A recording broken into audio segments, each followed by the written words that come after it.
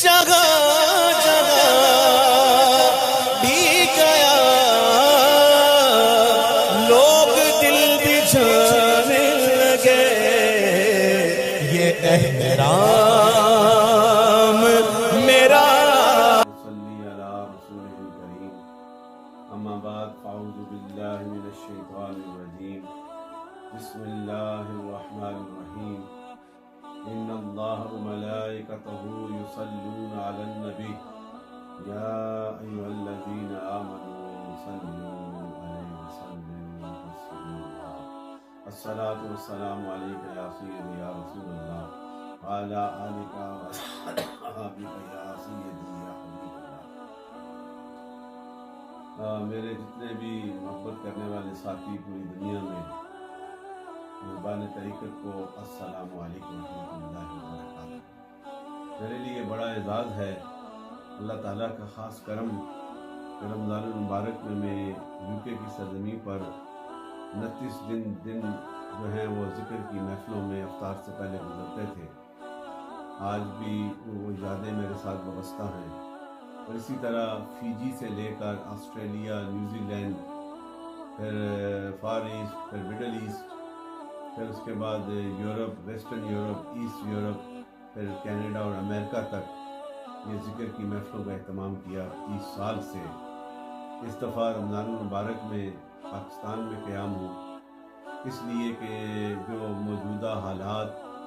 جو COVID-19 corona virus جو پوری دنیا میں پھیلا ہوا ہے اور ایک خوف و ہراس ہے، ویسٹرن ورلڈز جو بہت ترقی یافتہ ہیں وہ بھی بے بس نظر آتے ہیں، امریکہ جیسا ملک بھی بے بس اور چیخ و پکار نظر آتی ہے۔ ایک چھوٹے سے وائرس نے پوری دنیا کو ہلا کے رکھ دیا ہے، اور ان کی ساری تدابیر جو ہیں بے بس ہو چکی ہیں، اور پھر اسی تدابیر کو اختیار کیے ہوئے پوری دنیا کے ویسٹرن امریکنز، کینیڈینز، آسٹریلینز، جتنے بھی میڈیکل سائنس کے ڈاکٹرز ہیں وہ یہی کہتے ہیں کہ آئسولیٹ ہو جائیں، کوارنٹائن ہو جائیں۔ تو 1400 سال پہلے میرے نور والے آقا نے اس کنٹیجیس ڈیزیز کے حوالے سے سرکار کے that were the golden words given by the prophet of Islam for the perfections of the humanity, اور وہ سرکار نے فرمایا تھا، اور آج کے ڈاکٹرز یہی بتا رہے ہیں کہ اس بیماری کا کوئی علاج نہیں، ہم بے بس ہیں۔ تو میرے دوستو، جو بے بس ہوتا ہے، جس کے سینے میں اللہ کا ذکر، جس کی پیشانیوں میں الہ کے جلووں کا فیض ہوتا ہے،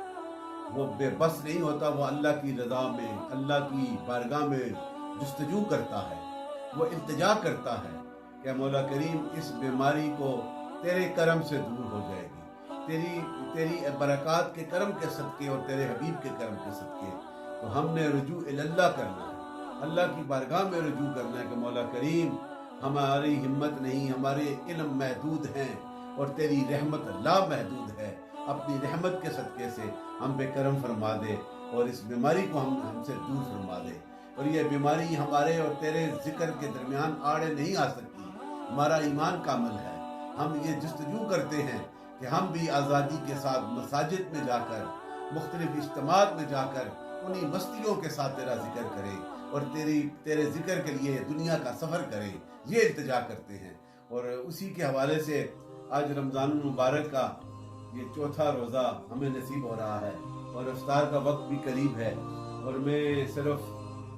اپنی محبتوں کے ساتھ ان یادوں کو تازہ کرتے ہوئے افطار سے پہلے یوکے میں حضرت پیر جان زیب بادشاہ صاحب کی قیادت میں ہم یہ ذکر کے حلقے کرتے تھے، اور آج بھی وہ سارے ساتھی بار بار مجھے فون کر کے یہ بتاتے ہیں کہ ہم بڑے مس کر رہے ہیں، اور میں بھی کر رہا ہوں، لیکن میرے دوستو انشاءاللہ یہ وقت ہٹ جائے گا اور پھر ذکر کی بہاروں کا فیض عام ہوگا۔ آج یہ رحمت کا عشرہ جاری ہے، اور یہ 4تھا جو ہے روزہ گزر رہا ہے بڑی محبتوں کے ساتھ،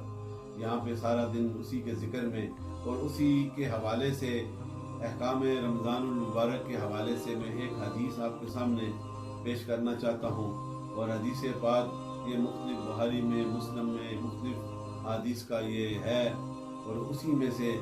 سیدنا ابو ہریرہ رضی اللہ عنہ سے حدیث روایت ہے کہ حضور نے فرمایا کہ جس شخص نے بری بات اور اس پر عمل کرنا نہ چھوڑا اس مہینے میں، اللہ تعالیٰ کوئی حاجت نہیں کہ وہ شخص اپنا کھانا اور پینا چھوڑ دے، یعنی کہ روزہ رکھے اور پھر برے عمل کرے، اس کے خیال میں بری باتیں آئیں، اس کے عمل میں بری باتیں آئیں، تو پھر وہ بھوکا رہنا اللہ کی بارگاہ میں اس کی کوئی اہمیت نہیں۔ وہ جو بھوکا رہ کر، پیاس سے دور رہ کر، بھوک کو جو ہے برداشت کر کے 5 وقت کی نماز پڑھتا ہے، قرآن پاک کی آیات کا ورد کرتا ہے، ذکر کرتا ہے اور میری سرکار کی بارگاہ میں درود کے ہدیے پیش کرتا ہے، اسے انعام دیا جاتا ہے اور اس پہ یہ کرم کا فیض عام ہو جاتا ہے۔ اور پھر یہ اسی حدیث کے ساتھ دوسری حدیث بھی آپ کو سنا دوں کہ حضور نے فرمایا کہ روزے دار جب روزہ رکھتا ہے اور رمضان کا مہینہ شروع ہو جاتا ہے، اللہ کی رحمتوں کا یہ پہلا عشرہ شروع ہوتا ہے، تو آسمان کے دروازوں کو کھول دیا جاتا ہے۔ دوسری حدیث میں آتا ہے کہ جنت کے دروازوں کو کھول دیا جاتا ہے، جہنم کے دروازوں کو بند کر دیا جاتا ہے، شیاطین کو جو ہے پابند سلاسل کر دیا جاتا ہے، اور پھر اتنا کرم اس پہ کہ پھر وہ آسمان دنیا سے صدائیں بلند ہوتی ہیں، ہے کوئی مانگنے والا، ہے کوئی بخشش والا، ہے کوئی مغفرت والا، وہ خوش قسمت ہوگا جو روزہ کی حالت میں دن میں قرآن پڑھتا ہوگا، راتوں کو جا کر نماز تراویح کے بعد پھر پچھلی رات کو جا کے اللہ کی بارگاہ میں گر گڑا کے اس کی رحمت کا طلبگار ہوگا۔ میرا تو ایمان ہے اس پہ کتنا کرم ہوگا۔ یہ رمضان المبارک کی برکتوں کا فیض ہمیں ملا۔ وہ رب کائنات کی بارگاہ میں التجا کرتا ہے، جو خالق بھی ہے، جو مالک بھی ہے، جو خالق اور امر کا بھی مالک ہے، جو خالق کا، جو خلق کا بھی اور تدبیر کا بھی مالک ہے، جو اللہ ہے، جو وحدہ لا شریک ہے، جو رحمان ہے، جو کل شیء قدیر ہے، جو تمہارے اور ہمارے دلوں کے رازوں سے باخبر ہے، اور وہ جسے چاہتا ہے اپنی رحمت سے نواز دیتا ہے۔ ساری مخلوق اس کی محتاج ہے، وہ کسی کا محتاج نہیں، وہ جسے چاہتا ہے اپنے کرم سے نواز دیتا ہے، وہی اس لیے اس کی شان اعلیٰ ہے۔ تمام نبیوں نے اپنے اپنے ادوار میں یہی سلوگن بلند کیا، رب کی توحید کا اعلان کیا کہ ساری قوتیں، ساری رحمتیں، سارے انعام اس خالق کی بارگاہ سے عطا ہوتے ہیں، اس لیے وہی عبادت کے لائق ہے، وہی اسی کی بارگاہ میں سجدہ ریزیاں کی جاتی ہیں، اسی کے ذکر کو کیا جاتا ہے۔ میرے آقا کملی والے، نبیوں کے سردار، سید المرسلین، خاتم النبیین، the mercy for the mankind,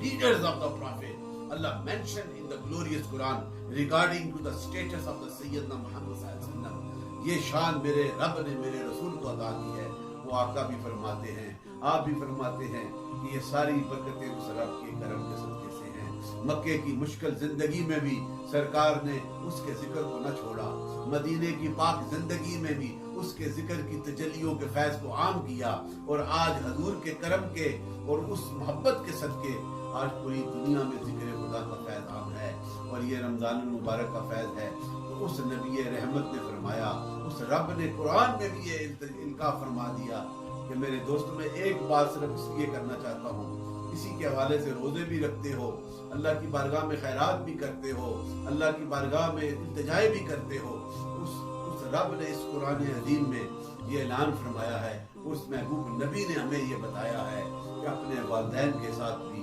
اس ماہ مقدس میں اور اس ماہ کے ہٹ کے بھی جن کے بزرگ والدین ان کو میسر ہیں، وہ کتنے خوش قسمت، وہ جنت حاصل کریں، ان کے ساتھ پیار و محبت کا اور حسن اخلاق کا جو ہے وہ طریقہ بیان کیا ہے۔ یہ قرآن عظیم میں میرے رب نے سورہ بنی اسرائیل میں 15 پارے میں میرے رب نے کیا فرمایا ہے، بالوالدین احسان، اپنے ماں باپ کے ساتھ اچھا سلوک، یہ میرا رب مینشن کر رہا ہے، ڈو ریسپیکٹ یور پیرنٹس، اور اس کی الیبریشن کے حوالے سے آگے فرمایا آگے وہ بڑھاپے میں پہنچ جائیں، دونوں یا دونوں میں سے ایک ہو تو انہیں اف تک نہ کہو، کیا کہا کہ اف تک نہ کہو اور انہیں مت جھڑکو، اور جب ان کے ساتھ اتنی محبت کرو گے وَقُلْ لَهُمَا قَوْلًا كَرِيمًا، یہ رب فرماتا ہے کہ جب ان سے بات کرو بڑی کریمی کے ساتھ، بڑی تعظیم کے ساتھ، with great respect and humbleness, when you speak with your parents, show your kindness, your humbleness، اللہ تعالیٰ پھر اس کا اجر بھی عطا فرماتا ہے۔ اب یہ لمبی اس کی تفسیر ہے، اسی میں ایک حدیث پاک آپ کو سنا دیتا ہوں کہ حضور آقا مدنی تاجدار نے اسی آیہ کریمہ سے متعلق یہ فرمایا، حضور آقا مدنی تاجدار ताजदार मदीना ने इरशाद फरमाया, ऐ सहाबा,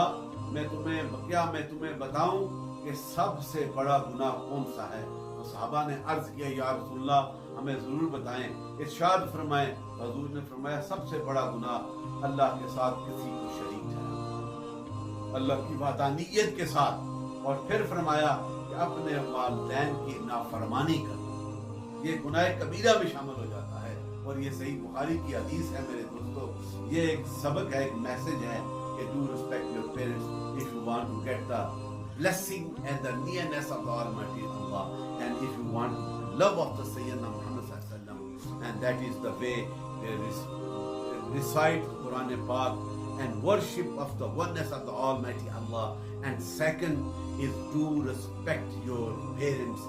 Those are lucky we have their parents. वो बड़े इनाम वाले हैं इस रमजान के महीने में जिनके वालिदैन हैं और उनके साथ अदब से पेश आते हैं, उनकी हर बात को सुनते हैं, उनके सामने